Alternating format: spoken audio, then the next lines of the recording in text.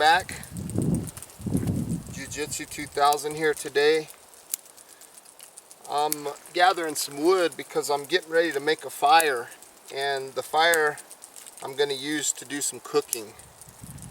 Today we're going to cook some chipotle chicken, and we're going to put that into a salad. So before we can get the cooking going, I got to get the fire to get the coals so that I can get to cooking. So what I'm doing down here in the pit is I'm building, for the lack of a better term, a little house. This is going to be an area that's going to house the fire inside. So I'm just basically taking some of these small pieces of wood that are about the size of my finger, and I'm using them to build a frame, like a little log cabin. In the bottom, to avoid from getting into the dirt, I have put a small piece of bark down there, and that's basically just to keep things off of the dirt down inside. What I want to do now is I want to take a little bit of this field grass that I picked up, and I'm going to bend it in half to make like a little bit of a bird's nest, and I'm going to put that down inside here. This is going to be the very first thing that will catch my spark. So I'm just opening it up a little bit in the center, building my little bit of framework around. It doesn't have to be anything significant, just a small frame area. And now I'm getting ready to start my fire. In this bag, I have a little bit of dryer lint. I really like this stuff. It works great for tinder. You don't have to use a lot. A little bit goes a long way. This will work good for catching a spark. So I'm just going to open that tinder up a little bit, put it down inside. Another thing I'm going to add to the equation is a small piece of wet fire. I'm going to put that right in the middle of the tinder. And I keep that in my pocket in a plastic bag because I want to keep it dry. I want to keep it from getting, well, for the lack of a better term, I want to keep it contained so that the flammable liquid that makes up this stuff doesn't get away. So I'm going to take this little bit of wet fire, and I'm just going to put some shavings right down inside of my dryer. Small little shavings. Then I'm going to lay the actual piece of wet fire down there. Now, to get a spark, I'm going to use a magnesium fire starter. And hopefully I have enough stuff in place that I'll be able to catch this on fire. So I'm getting this little piece of dryer lint ready to move in case I need to catch a spark off of it. So I'm going to use my magnesium fire stick here to direct the spark down into my stuff. Now I have fire, so I need to move quickly, and what I'm going to do is I'm going to start putting very small pieces of wood on top. It's important that you don't put too big of pieces on too soon. You want small pieces, and you want plenty of airflow in between the pieces so that you can get your fire going. You notice right there, you see a lot of smoke. I want to wait before I put more wood until I see flames coming up past the top of the wood. Because if I see a lot of smoke and I continue to put more wood on, there's a chance that I could extinguish the fire. Because a fire needs three things to work. It needs fuel, heat, and oxygen. And that's why I'm keeping these pieces spaced apart so much, is because of the oxygen. So as the fire gets going, I just slowly put more pieces on it, and as the flames get bigger, I start putting a little bit thicker pieces and a little bit thicker pieces, It's also a good idea to have something in your hand or at your disposal that you can use kind of as a fire poker in case you need to move things around. You don't want to reach in there with your hands too much.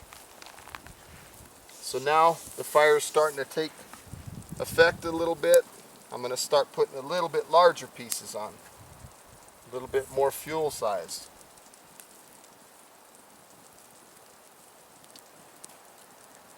One thing that I try to stress when it comes to making a fire is to make sure that you have all of your stuff together before you throw that spark. There's nothing worse than being out here trying to make a fire and not being prepared, not having everything in order. That's a silly feeling.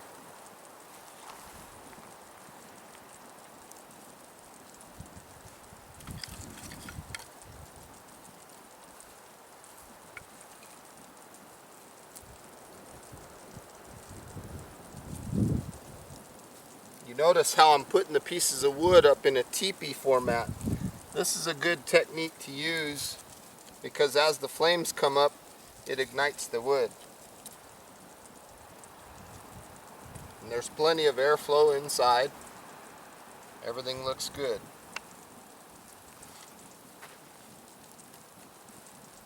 So I'm going to go ahead and put these things away and I'll be back with you in a minute.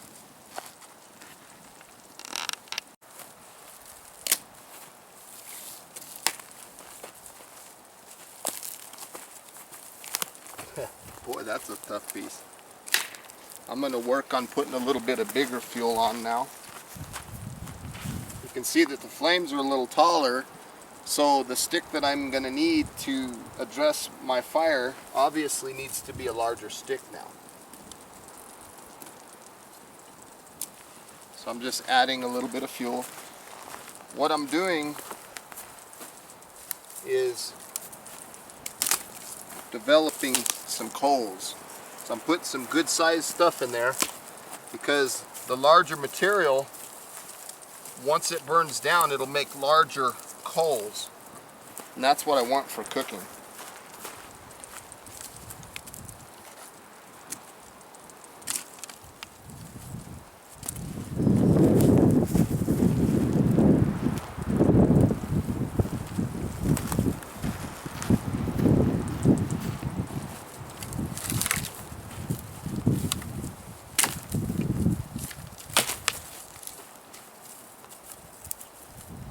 I don't think I'm going to be able to break this big one. I don't know. Maybe. If this was straighter, it would be a good one to use as a fire poker.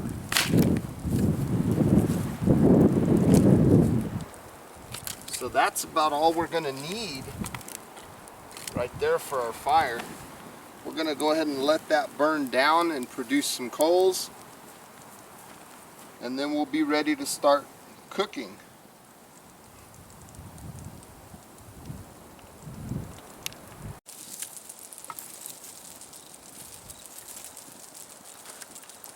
All I'm doing right now is trying to tend to the fire a little bit, trying to help speed up the process of making these coals. So I'm breaking down some of the weaker pieces of wood to get coals.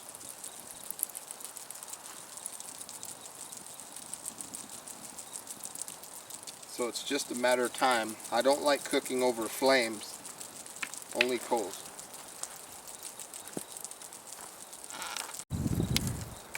Okay, right now what I'm doing is I'm gonna put this grid on top of the fire before we have coals, because I need to heat some water up to thaw out the chicken, because the chicken is still frozen. So I'm going to use the flames that we have to heat this water.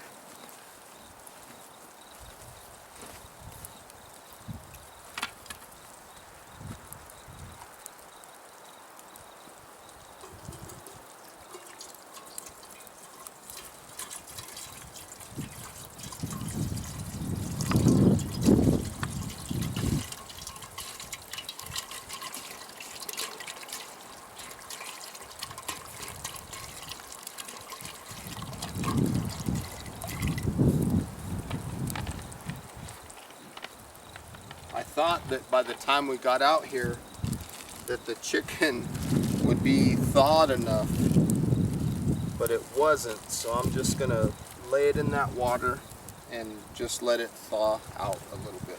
It's not gonna stay in there long.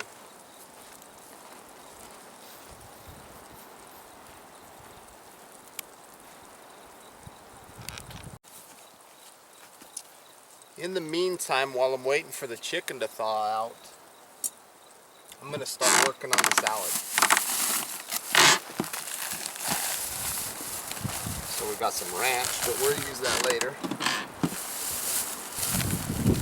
I have a little package of bean pods here. I'm going to just put those in a bowl. And as I put them in, I want to make sure that I pull off these little tips. These give a good texture to the salad. They give it a nice little crunch. So those are going in.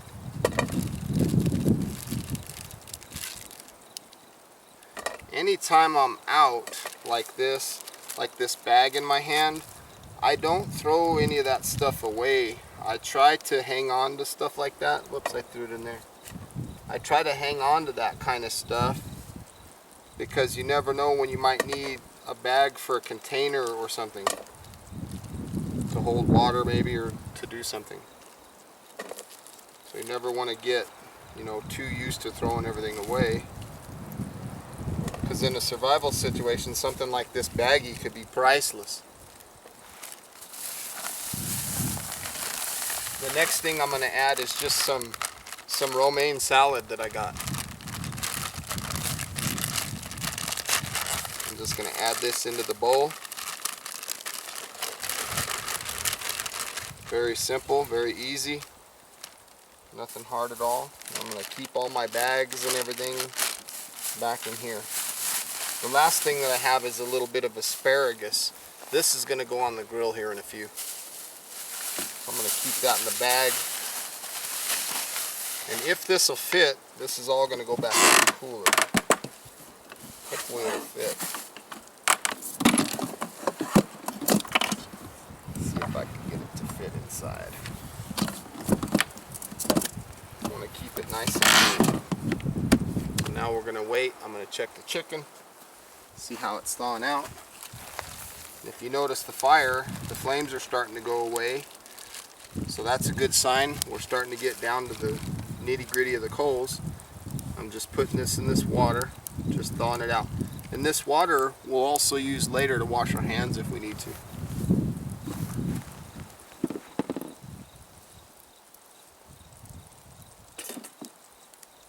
So it's a patient man's game right now.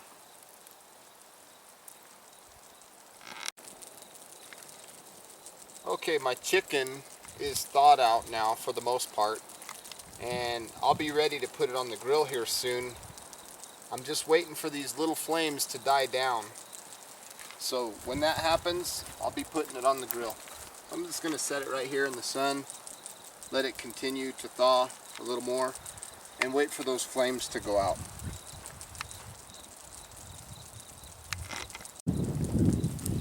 Okay, I'm going to go ahead and put the chicken on the grill now. And when I put it on, I want to keep it away from the flame. Now the rub that I have on this chicken is a little bit of olive oil, and I also have some chipotle sauce. So we're going to put one.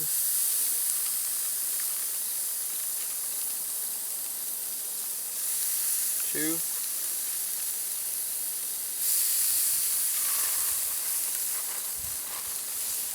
I use the olive oil in this mix to help make the chicken where it won't stick so hard to the grid.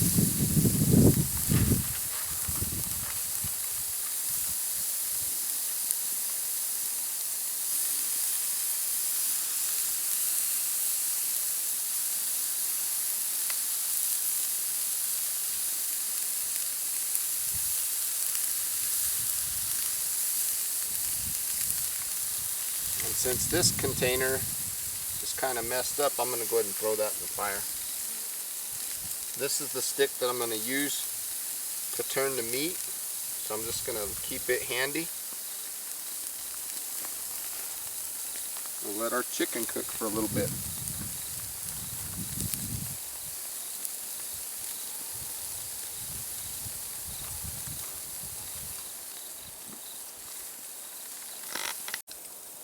Okay, I moved my water over here and I want to heat the water up. So I'm going to slide a few sticks down into the grid over here underneath the water, but I don't want flames by our food. So I'm just kind of keeping the flame local over here underneath the pot. Small sticks, don't need nothing big. Just need a small flame to heat up that water. And while I'm doing this, I'm just kind of checking the chicken to see how hard it feels. Like this piece here is ready to move, ready to flip. I'm going to grab a hold of it, flip that piece over. This piece is not ready yet. See how soft it is? In fact, these two are ready to flip also.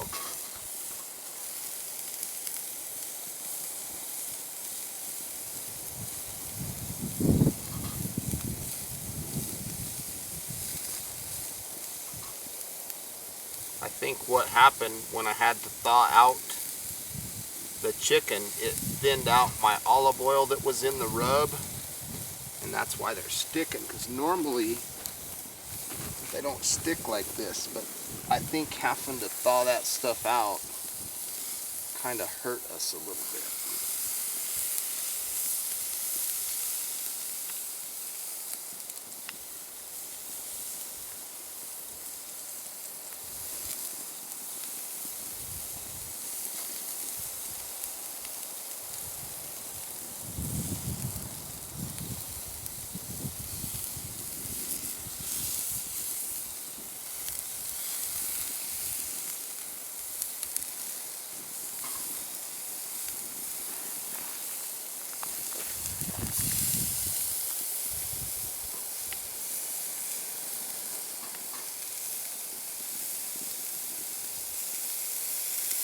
So now we wait a little longer, and we'll come back in a little bit and see, maybe our chicken will be ready.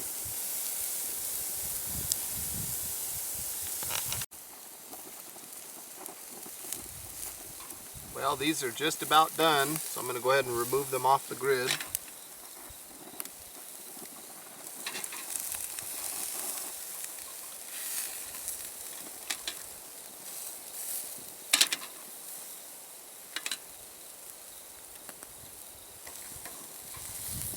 Check this one here.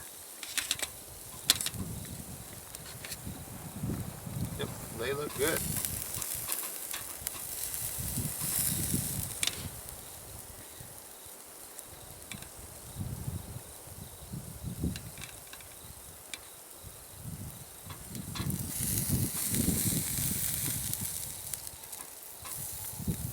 This one could cook a little bit more.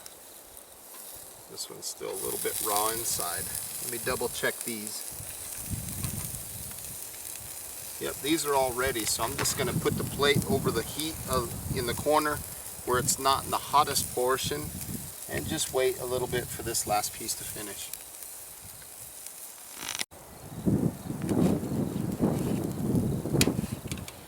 All I'm doing is cutting these into small strips, and they're going to go get thrown into the salad.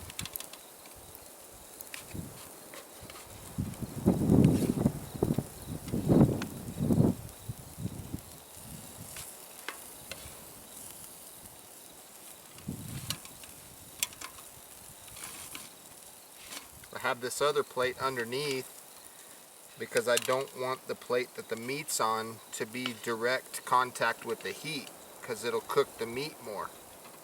That's why I have this other plate just as a barrier, but I do want the meat to stay warm.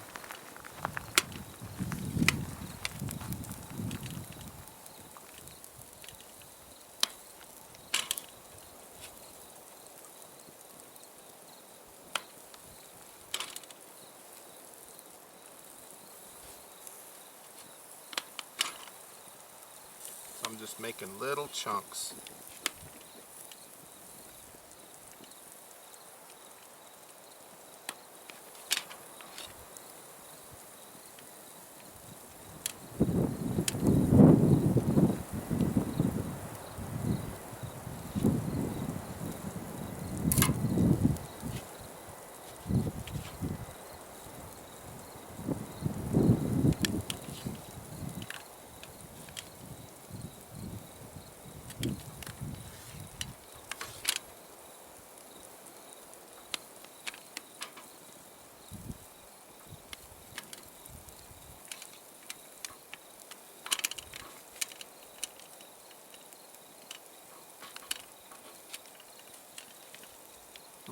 My lips are over here salivating because this stuff smells good. Can't wait to get this into the salad and start eating it.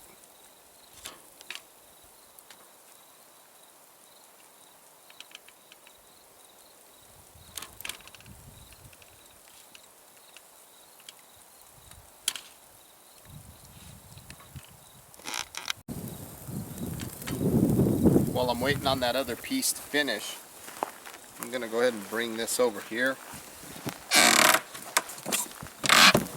Get my salad and just dump the chicken in. Now I'm going to use my hands. Kind of mix the chicken into the salad.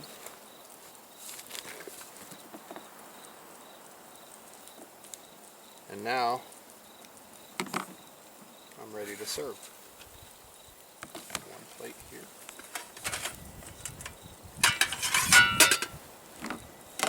Another plate for my cameraman.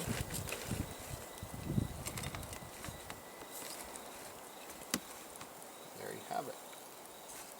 Set that aside, put a little top on it.